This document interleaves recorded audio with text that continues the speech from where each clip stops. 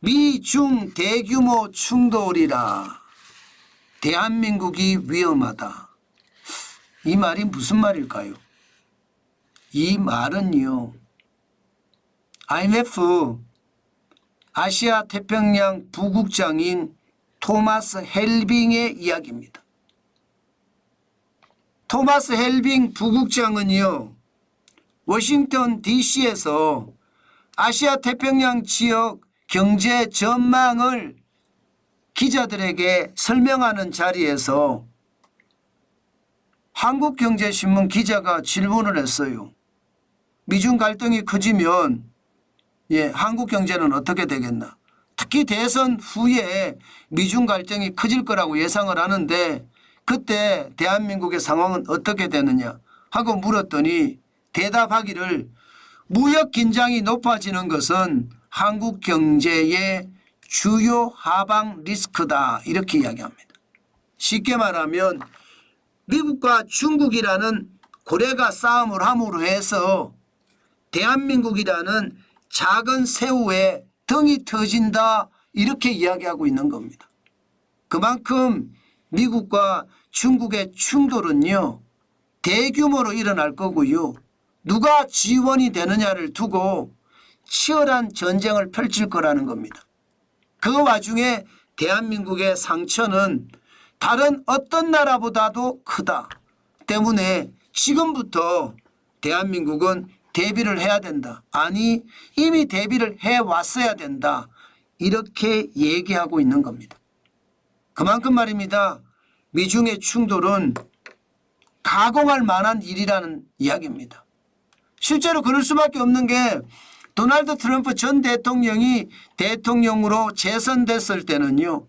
모든 수입품을 대상으로 10 내지 20% 일반 관세를 매깁니다. 여기다가 중국산에 대해서는 60% 이상을 매기고요. 특히 중국산 자동차에 대해서는 100에서 200%를 매기겠다. 이렇게 이미 선언한 상태입니다. 그렇다고 카멜라 해리스 부통령이 대통령에 당선된다면 달라질 것인가? 달라질 일 별로 없습니다. 마찬가지일 겁니다. 하늘 안에 태양이 두 개가 될 수는 없거든요. G1이 돼야 되지 G2는 안 되거든요. 그러려 그러면 미국은 중국과의 충돌이 필수 불가결하고요. 올 수밖에 없는 상황이라고 이야기합니다. 그렇게 되면 한국에게는 어떤 식으로도 충격이 된다 하는 게 토마스 헬빙 IMF 아시아 태평양 부국장이 하는 이야기입니다. 우리는요. 중국에 대한 수출 의존도가 굉장히 높습니다. 그렇기 때문에 미중 충돌에 새우등 터진다는 이야기 당연히 나오는 겁니다.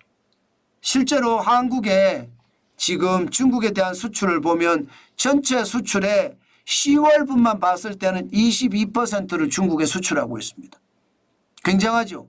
미국의 수출은 17.2%밖에 안 됩니다. 이렇게 따져봤을 때 중국에 대한 수출은 당연히 우리에게 최악의 선택이 될 수밖에 없습니다. 왜냐? 여러분 중국이 대한민국으로부터 수입해 가는 것을 생각을 해보자고요. 주요 부품이나 주요 반제품을 수입해 가잖아요. 그리고 그것을 가지고 수출에 활용을 하잖아요. 그런데 수출이 안 돼요. 유럽으로도 수출이 안 되고 미국으로도 수출이 안 되고 캐나다도 수출이 안 되고 그러면 우리의 부품이나 반제품의 수출이 그만큼 줄어든다는 거죠. 거기에 대한 영향을 고스란히 받는다는 게 IMF가 지금 경고하고 있는 겁니다. 물론 우리는 이거를 알고 있었습니다. 이미 2018년 2019년 이게 미국과 중국이 엄청난 충돌을 했을 때 대한민국의 상황 얼마나 아팠는지 여러분들도 잘 아실 겁니다. 특히 2018년에는 뼈 아팠죠. 그 당시에 삼성전자 주가도요 30% 이상 떨어질 정도로 굉장히 열악했습니다.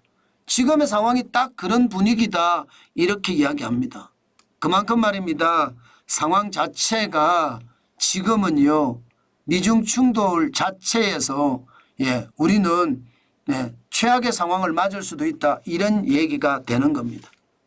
아마 지금 이대로라면 올해보다는 내년이 더 위험해지겠죠. 선거 끝나는 게 11월 달에 끝나서 11월 5일 날인가요? 예, 미국의 대통령 선거가 끝나면 바로 내년부터는 예, 다음 대통령 체제로 바뀔 테니까. 그런데 다음엔 대통령 체제로 바뀌는데 문제는 대한민국의 상황이 좋지 않아요. 지금도 대한민국은 저성장의 늪에 빠져 있거든요. 3분기 성장률이 0.1% 성장을 하면서 시장의 예측치보다도 한참 낮은 성장률을 기록을 했습니다. 그렇게 생각을 하면 야, 이거 시장에 엄청 충격이 되겠구나, 그 생각을 할 수밖에 없습니다. 문제는 올해도 이런데 내년에는요. 내년에는요, 지금 대한민국의 경제 성장률 전망치 굉장히 낮아요. IMF는 2.2% 보고 있고요. 아시아개발은행은 2.3%, 그나마 높게 보고 있습니다. 그러나 경제협력개발기구 OECD는 2.1% 보고 있습니다. 자, 이 정도라면 이게 미중 충돌을 가정하지 않은 숫자거든요. 만약에 미중 충돌이 여기다가 가정이 돼서 실제 영향을 끼친다면요.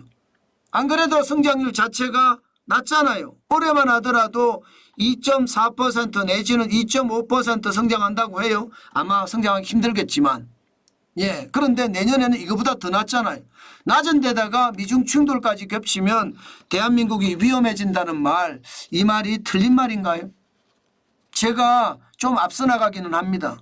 지표를 보고 단서를 보고 미래를 예측하는 게 굉장히 빠르다는 뜻입니다. 어떤 분들은 저를 보고 맨날 비관적이고 대한민국이 망한다는 이야기만 한다는 이야기를 하는데 아니에요. 있는 지표를 그대로 제가 해석해 줄 뿐이거든요. 지금 내년의 성장률 자체가 평균 성장률이 2.2%잖아요. 올해보다 훨씬 낮습니다. 그런 상태에서 미중 충돌까지 겹치면 대한민국이 위험하다는 이야기가 틀린 말이 아니죠. 저는 여러분 지금 윤석열 대통령, 윤석열 정부가 진짜 경제를 잘못한다고 저는 생각을 해요. 예, 그 어느 때보다 제도 개선이 필요한데 제도 개선에서는 손도 대지 않습니다. 오히려 말입니다. 고용노동부 김문수 장관은요. 죄송합니다. 이런 표현 쓰겠습니다. 희한한 짓거리를 하고 있습니다. 5인 미만의 이 사업체에도 근로기준법을 적용을 한다고 이야기하고 있습니다. 요즘 말이 쑥 같긴 한데요. 진짜 웃기는 사람이에요. 안 그래도 자영업자들 죽을 마시잖아요. 안 그래도 소기업들 죽을 마십니다. 여기다가 사약을 먹인다고요?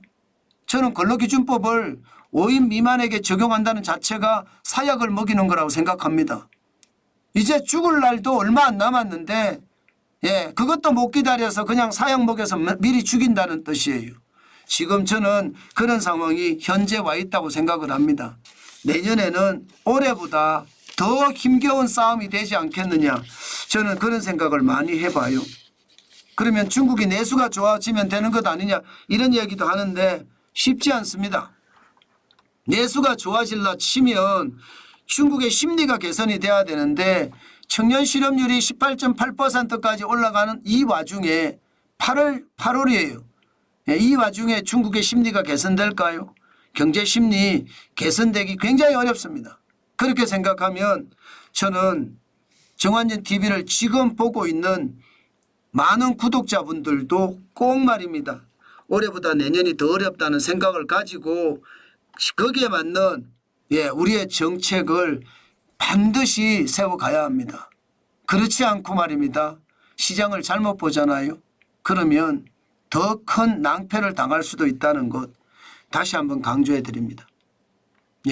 제가 지금 그만큼 어려워진다는 거 눈에 보이거든요.